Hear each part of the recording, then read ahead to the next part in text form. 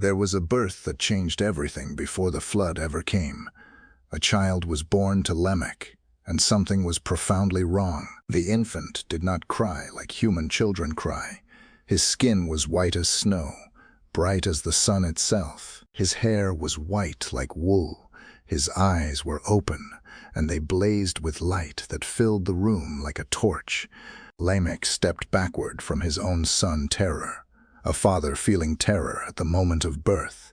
He went to his wife Badanash and demanded the truth. He asked if she had been with one of the watchers. He asked if his son belonged to him or to something else. He was not speaking metaphorically. He had seen the Nephilim. He knew what their offspring looked like.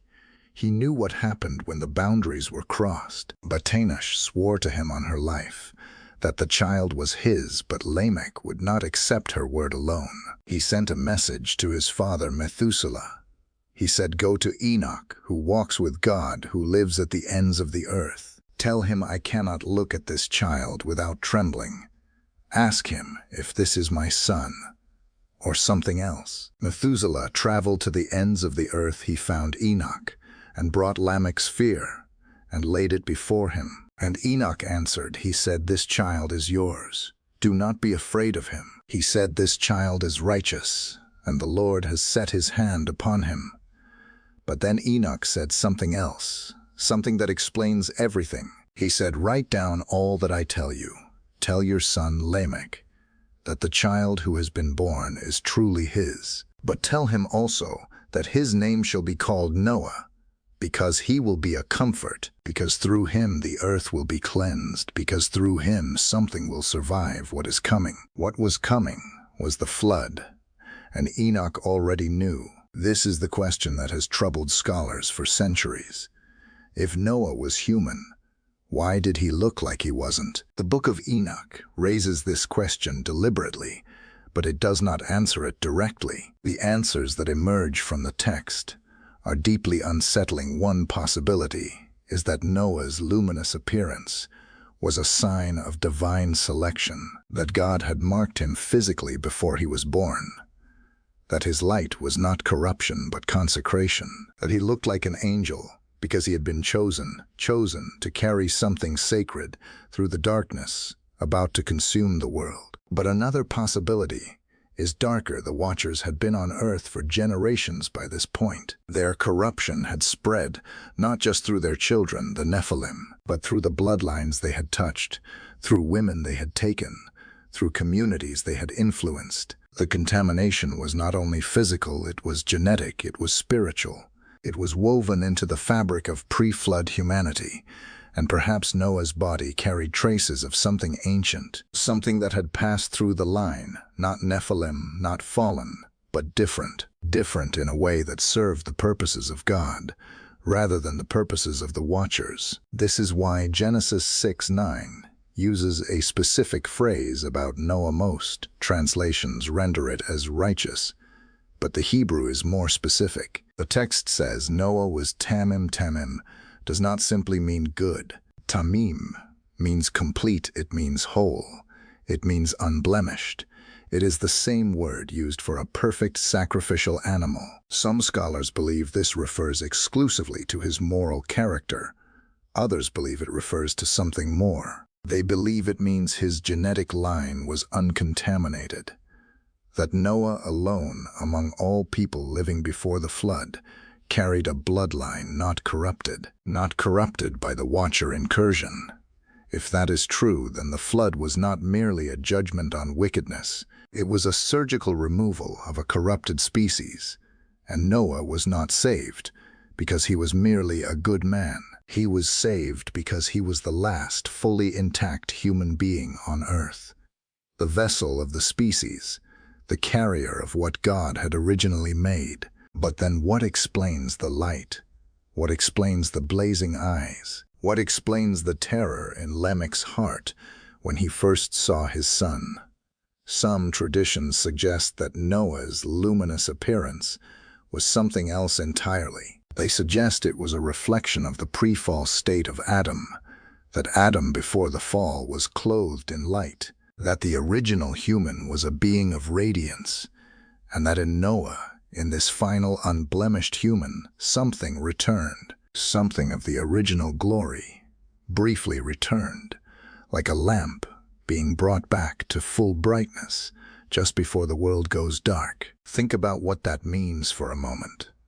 Not the end of the world, the return of the beginning. A glimpse of what human beings were created to be before sin fractured everything before corruption touched the earth. Lamech named him Noah. The name means rest, or comfort, or relief. But when you understand the weight behind that naming, everything changes. A father who thought his son was not human, who trembled in his own house, who sent for testimony from the most prophetic man who had ever lived. You understand that naming him was an act of faith. I do not know what this child is, but I will claim him, I will name him, I will keep him. And he did, and through that one decision, every living person on earth today exists. The line continued through Noah, through Shem, Ham, and Japheth, through the nations that emerged after the waters receded, through your ancestors, through you. Which means if the scholars who read Tamim as genetic are right, something is true. If Noah was the last pure carrier of the original human line, then something of that original design still runs in every human being alive today. The image of God, faint now, distorted by millennia of sin and fracture, but present, still present, not because we earned it, not because we maintained it, but because one terrified father chose to trust the word of a prophet, because one luminous child was spared, because the flood came and the ark floated, because the line held when everything else was washed away. Now consider what this means for how you see yourself, not as a mistake, not as corruption, not as an accident of history, but as the direct descendant of something preserved, something God deemed worth saving through judgment itself. The image of God does not disappear from bloodlines because sin enters the world. It persists, it survives, it waits. It waits for recognition. It waits for belief. It waits for us to remember. We carry within us the DNA of intention, the genetic memory of being made for something more than we have become. This is not metaphor. It is inheritance. When you look at another person, really look at them, you are looking at a survivor, a descendant of the only human line that was deemed unblemished enough to carry the future forward. That means every act of dignity you show another person is an act of honoring that preservation. Every time you refuse to reduce a human being to their failures, their addictions, their worst moments, you are affirming what Lamech affirmed when he named his glowing son Noah. You are saying, I will not judge you by your terror. I will not reject you by your strangeness. I will claim you as image-bearer. I will name you as worthy of survival. The world before the flood was drowning in corruption. The boundaries between species were collapsing. The sacred was mixing with the profane. Genetic lines were being corrupted from within humanity, was being rewritten by those who wanted to unmake what God had made. And in the middle of all that dissolution, one child was born, who was untouched, not by fortune, not by accident, but because God saw what was coming, and he preserved one unbroken line through which his image could continue. That preservation happened not in a temple, not in a place of safety, not in a hidden sanctuary. It happened in a home, in a family, in the decision of one father to claim his son, even when that son looked wrong, even when that son looked not fully human, even when every rational fear said reject him. Lamech chose trust over fear, and the world was saved. This is the story underneath all other stories in Scripture. Not the story of the righteous overcoming the wicked, not the story of good defeating evil, but the story of what happens when God's intention persists, when his original design survives, when what he made is not unmade. The flood came and washed away the corrupted.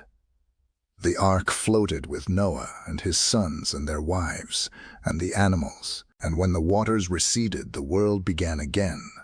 not from nothing, but from this, an unblemished human line, a preserved intention. The nations that emerged after the flood carried this within them, not consciously, not with awareness, but genetically, spiritually. They carried the image of God through every empire, through every kingdom, through every tribe and tongue. The image was distorted, it was fractured, it was buried under sin and selfishness, but it was not destroyed.